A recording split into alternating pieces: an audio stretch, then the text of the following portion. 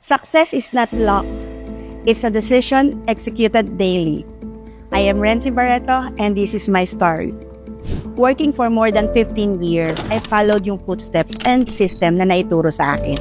Yung laging busy, mukhang productive, pero wala akong savings, wala akong sariling sasakyan, walang sariling bahay, walang naipupundar. It's just a cycle.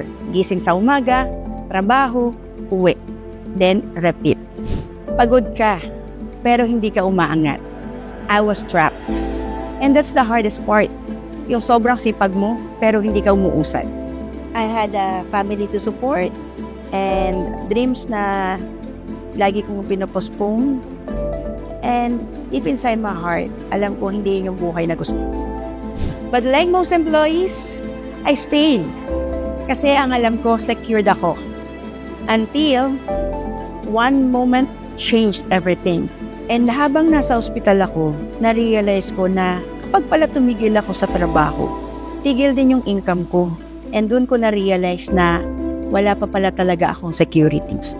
Then may isang opportunity na introduce sa akin. Si Royal. At first hindi ako naniwala.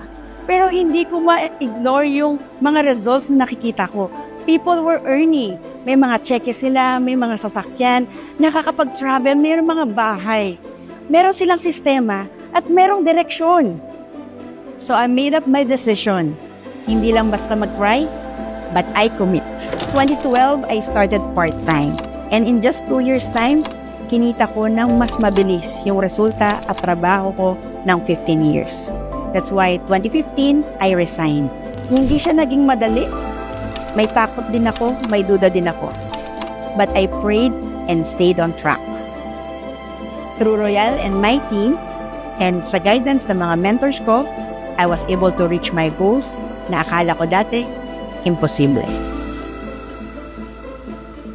If you're an employee right now, masipag ka, matyaga ka, kailangan mo lang din ng tamang sistema.